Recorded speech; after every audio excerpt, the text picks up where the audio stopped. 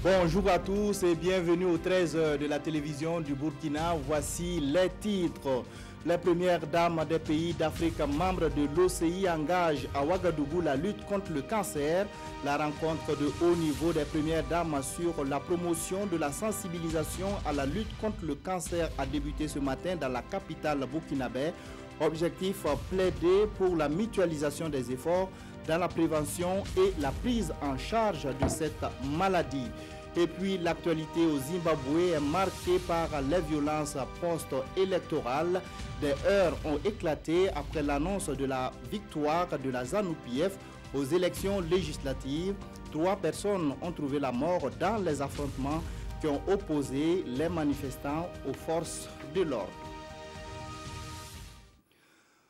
L'engagement avait été pris en Turquie, donc en 2016. Il est aujourd'hui une réalité. Les premières dames des pays d'Afrique membres de l'OCI sont à Ouagadougou pour le séminaire régional de haut niveau sur la prévention et la lutte contre le cancer.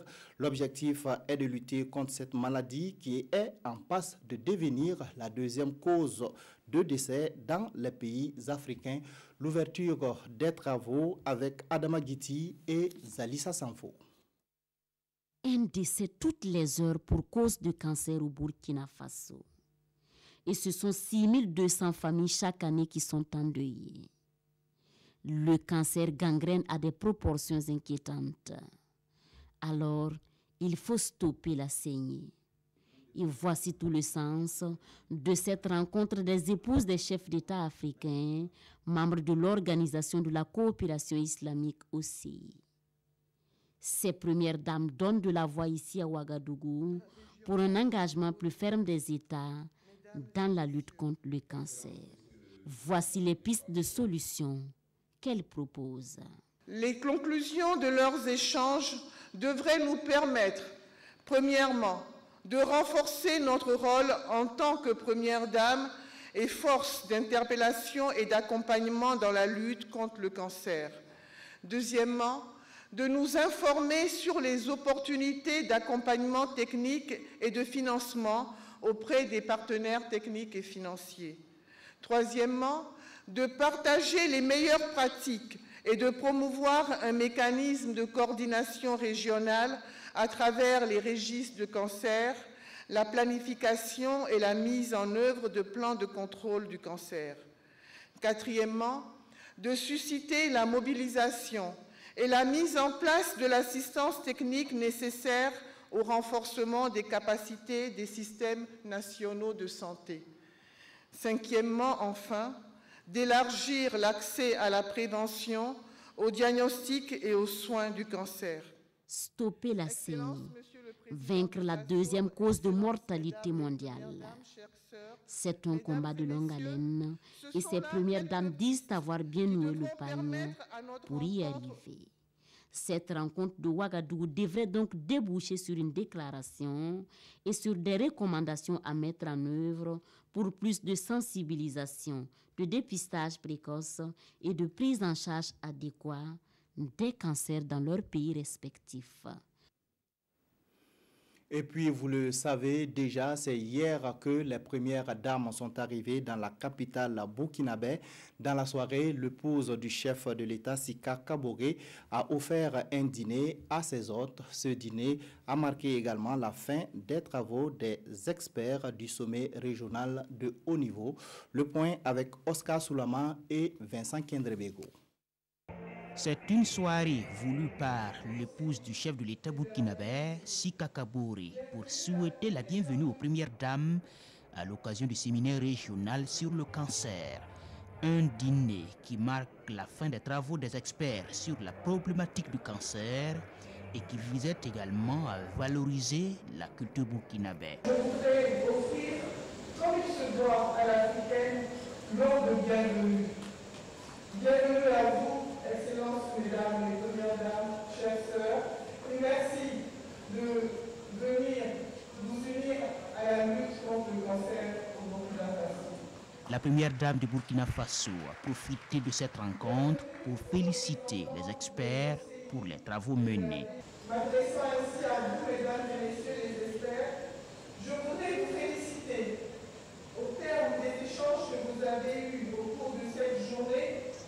d'être parvenus à affiner nos stratégies en vue d'une meilleure coordination de nos efforts et actions en matière de promotion des programmes de sensibilisation et de plaidoyer contre le cancer.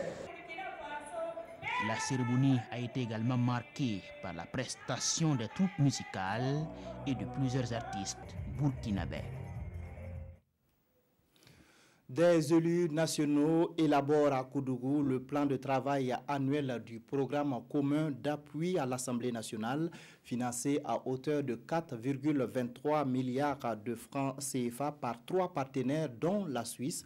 Ce programme vise le renforcement des capacités opérationnelles et administratives de l'Assemblée nationale afin qu'elle soit une institution forte, moderne, accessible et au service des populations d'ici à 2020. Le point avec Konsoun Koulibaly et Kadi Sanogo. Le programme commun d'appui à l'Assemblée nationale du Burkina Faso PROCAB est une initiative du Centre parlementaire canadien. Il vise à rendre le Parlement burkinabé plus opérationnel et dynamique en renforçant les capacités des élus nationaux. Pour sa mise en œuvre, l'hémicycle bénéficie de l'appui de 3 partenaires techniques et financiers. Il s'agit de l'Union européenne, de l'ambassade de Suède et de la coopération suisse. Au cours de cette rencontre, les députés vont élaborer un plan de travail annuel.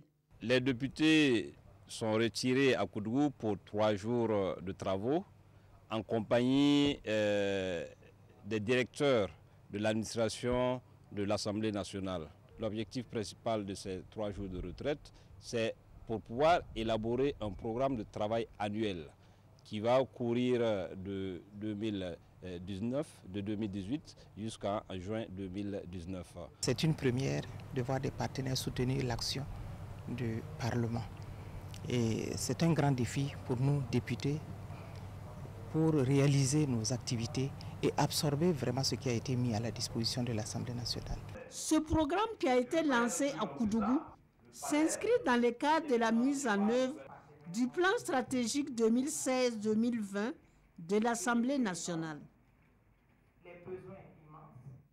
Plus de 25 000 jeunes des associations et mouvements catholiques de jeunesse du Burkina et de la sous-région participent à Ouagadougou à la 7e édition de la Journée nationale de la jeunesse.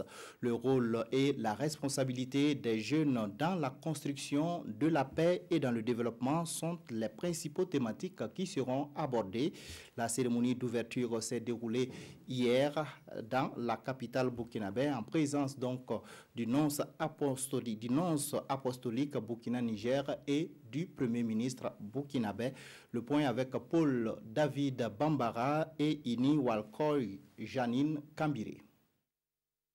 C'est sous le thème « Recherche la paix dans le pays où je t'ai établi » confère Jérémie chapitre 29 verset 7 que se tient la 7e édition de la Journée nationale de la jeunesse JNJ. Ils sont environ 25 000 jeunes catholiques venus du Niger, du Sénégal, du Togo, du Mali, de la Côte d'Ivoire et des 13 diocèses du Burkina. Il s'agit de réfléchir ensemble sur le rôle et la responsabilité des jeunes dans la construction de la paix et de la cohésion sociale.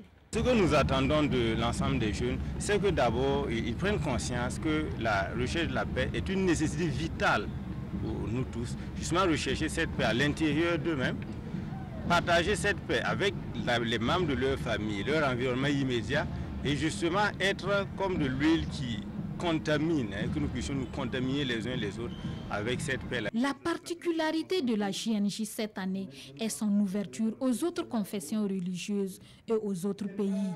Une tribune pour favoriser le dialogue interreligieux et interculturel et l'intégration africaine entre les jeunes. Se rencontrer comme jeunes croyants, catholiques, protestants, musulmans, c'est avoir la référence à Dieu comme maître de la paix. Paix intérieure avant tout, pour après être capable de bâtir ensemble un pays capable d'être soutenu par la paix. Tour à tour, le cardinal Philippe Ouedraogo, le maire de Ouagadougou et le Premier ministre ont souligné que la question de la paix est un défi pour le Burkina à cause de tous les attentats terroristes qu'il a connus. Le gouvernement vraiment solidaire de cet homme-là. Être un artisan de la paix, c'est exprimer et c'est vivre également cette valeur qui est la tolérance, qui est également le don de soi. Tout ça, c'est extrêmement important. Au programme de cette 7e JNJ, qui se tient du 1er au 5 août, il est prévu des conférences publiques, des enseignements, des causeries, débats, une foire et un méga concert interreligieux. Le ministère de l'Énergie est à la recherche de l'excellence dans le développement des énergies renouvelables et notamment le solaire. Il vient de lancer une compétition dénommée Backup Solaire. L'ambition est de sélectionner 3 entreprises qui seront chargées d'installer 600 systèmes photovoltaïques à Ouagadougou. Le lancement de la compétition avec Konsoun Koulibaly et Olopoda. C'est parti pour la compétition du projet Backup Solaire, une compétition à laquelle prendront part des entreprises évoluant dans le domaine de l'énergie solaire. Ce projet, porté par le ministère en charge de l'énergie, vise à sélectionner 3 entreprises qui auront la charge d'installer 600 systèmes photovoltaïques au profit des ménages, des PME et PMI de Ouagadougou. Le projet Backup Solaire que nous sommes en train de lancer va permettre donc à nos ménages, aux PME, PMI, donc de bénéficier d'un accompagnement pour installer donc les équipements solaires donc chez eux, et avec donc des coûts nettement réduits. Ça va permettre donc à ces PME, PMI et aux ménages d'avoir accès à une électricité qui est moins chère, mais aussi en continu. Cela va nous permettre vraiment non seulement sur le long terme de désengorger un peu le réseau donc de la Sonabel, mais de les accompagner, de leur permettre d'avoir une soutenabilité. Le projet Backup Solaire, qui concerne pour l'instant la ville de Ouagadougou, est financé à hauteur de 2 750 millions de francs CFA par la coopération suédoise. Et pour son représentant, les 3 entreprises seront sélectionnées sur la base des critères bien définis. Les critères sont clairs. D'abord, il faut que ce soit des entreprises de bonne qualité qui existent au Burkina Faso, qui opèrent dans le domaine de l'énergie, qui importent des équipements de qualité et qui puissent garantir que les équipements qui seront installés sont de bons équipements. Les entreprises seront connues dans 14 jours, fois des promoteurs du projet Backup Solaire qui prévoit le début des travaux d'installation en septembre prochain. 3 morts et 2 blessés, c'est le bilan de l'éboulement survenu sur le site d'or de Bouddha dans le Passoré. Le drame est survenu le lundi 30 juillet dernier, l'activité d'orpaillage étant interdite pendant la saison des pluies. Les victimes se sont introduites sur le site de façon clandestine pour y extraire de l'or. Irénée Kaboré, Herman Toé. 3 vies perdues sous la terre de Bouddha, un village situé à environ 10 km de Yako dans le Passoré. Âgés entre 23 et 30 ans, les regrettés, selon les témoignages, se seraient introduites frauduleusement dans ces trous d'orpaillage à la recherche du précieux métal jaune.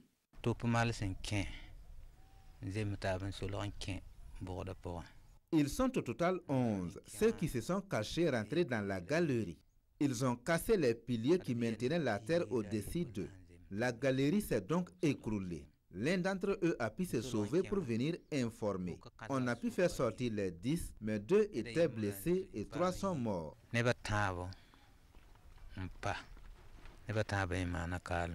Les blessés ont été évacués dans les centres de santé les plus proches où ils ont reçu des soins. Et pour éviter de telles situations à l'avenir, les responsables sécuritaires promettent d'intensifier la veille. Il y a lieu de trouver vraiment des voies et moyens pour pouvoir empêcher l'accès à ce site-là, aux orpailleurs. Ils sont tous des adultes. On les sensibilise, mais quand à un moment donné on constate que la sensibilisation ne passe pas, il va falloir passer à la répression. Quand on dit telle activité est interdite de telle période à telle période, c'est vrai que c'est la saison hivernale qui s'est installée. Bon, chacun de ceux-là qui sont sur le site-là, on met un village. En rappel, l'exploitation minière artisanale est interdite au Burkina du 1er juin au 30 octobre sur toute l'étendue du territoire. Pour ce qui concerne la région du Nord, la période s'étale du 30 juin au 30 septembre.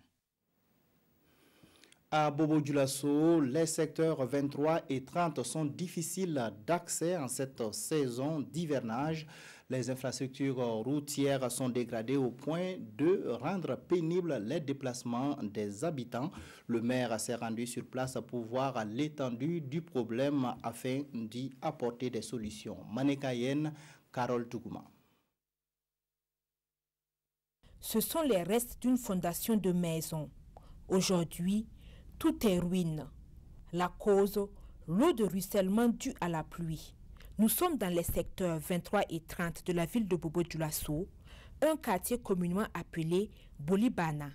Depuis 2013, la saison des pluies est un temps de cauchemar pour ces populations.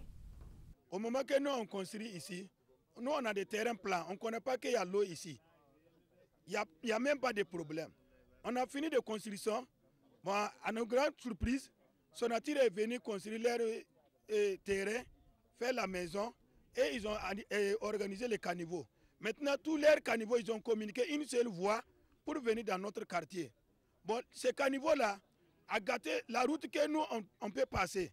Caniveau-là a tout gâté. S'il pleut aussi, les enfants ne peuvent pas aller à l'école. Même nous qui sommes les grandes personnes, si tu es à la maison, tu ne peux pas sortir. Si tu es dehors, si tu arrives au niveau de ta maison, il faut garer. Souvent même, tu demandes ton voisin pour rentrer s'asseoir ou dormir là-bas, parce qu'il y a l'eau, tu ne peux pas passer. En collaboration avec les services techniques de la ville de Bobo-Dioulasso, le conseil municipal effectue une visite de terrain pour mieux cerner le problème. Techniquement parlant, ce que nous avons observé, toutes les eaux qui tombent au niveau du centre d'enfouissement technique, en amont, toutes ces eaux-là ont été dirigées vers ici, drainées vers ici, à travers la construction d'un collecteur qui est assez grand, qui fait 3 mètres de largeur et puis 2 mètres de profondeur. Et le collecteur n'est pas arrivé à l'exitoire. C'est-à-dire qu'on devait construire jusqu'à atteindre le marigot qui est l'exitoire. D'abord, il faut y faire des solutions d'urgence. Les solutions d'urgence, vous avez vu que si on laisse d'ici la fin de l'hivernage, je pense qu'il peut y avoir des dégâts plus graves ici. Des solutions d'urgence, mais il faudrait quand même une solution qu'on peut qualifier de définitive qui doit être envisagée. Alors à ce niveau, nous allons faire des propositions au conseil municipal et évidemment nous allons saisir le ministère de l'urbanisme, également la Sonature qui est beaucoup interpellée sur ces aménagements à ce niveau. La population mobilisée pour faire comprendre à l'autorité son désarroi espère que des solutions seront vite mises en œuvre pour soulager son calvaire, voire l'éradiquer. Au Zimbabwe, l'annonce des résultats des législatives a été suivie de violentes manifestations. Des partisans de l'opposition sont descendus dans les rues pour contester la victoire de la ZANU-PF, le parti au pouvoir. On note 3 morts parmi les manifestants. À peine les premiers résultats électoraux annoncés au Zimbabwe, l'armée a tiré contre des partisans de l'opposition à Harare, la capitale. Bilan au moins 3 morts, l'opposition conteste les résultats des législatives qui donnent la victoire au parti du président Mnangagwa qui a succédé à Robert Mugabe. Aujourd'hui, nous avons vu le déploiement de chars de l'armée et des tirs à balles réelles sur des civils sans raison apparente. Les civils sont fondés à exiger le respect de leurs droits de manière légale.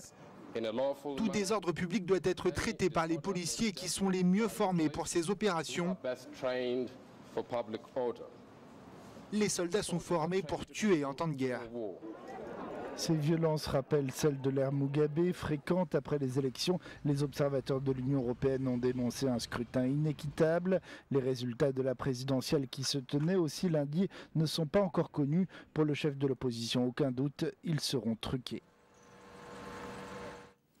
Justement, les questions électorales au Zimbabwe, au Mali et en République démocratique du Congo sont largement commentées par les quotidiens de ce jeudi. La revue de presse est signée Vincent Kendrebego.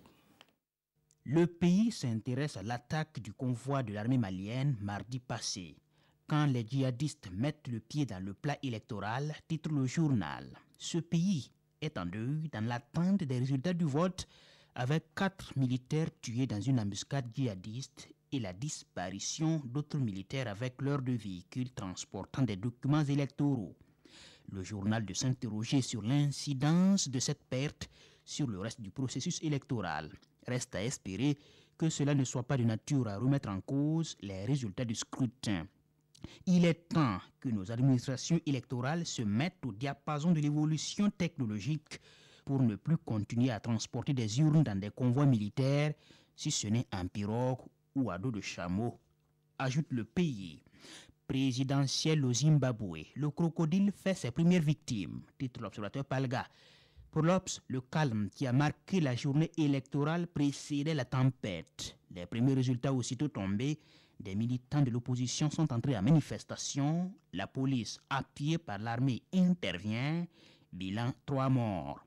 Selon le journal, il n'y a pas de retour de vieux démons au Zimbabwe, car en réalité, c'est la même classe politique du temps de Mugabe qui continue de diriger le pays, avec en tête Mnangagwa, surnommé le crocodile, qui subitement ne peut se refaire une peau d'agneau. Et il y a à craindre que cette répression entraîne le Zimbabwe dans un cycle de violence post-électorale. En RDC, la semaine de tous les enjeux, commente Sidoya. Jean-Pierre Bemba de retour au Bercail, un autre opposant, Moïse Katumbi, s'apprête à faire autant. Et si les dossiers de ces deux caciques de la faune politique congolaise venaient à être admis pour la présidentielle, ce sera alors l'élection de tous les enjeux, écrit le journal. Sans oublier Félix Tshisekedi qui viendra aider à donner du fil à retordre à la mouvance présidentielle. Et selon un récent sondage dans ce pays, le trio totalise 74% des intentions de vote. Sauf que le premier du sondage, Moïse Katumbi, une fois au pays, risque de se retrouver dans des affaires judiciaires ou faire face à sa supposée double nationalité qui invaliderait sa candidature, rappelle Sidoya. Voilà qui met fin à cette édition. Merci de votre fidélité. Restez en compagnie de nos programmes.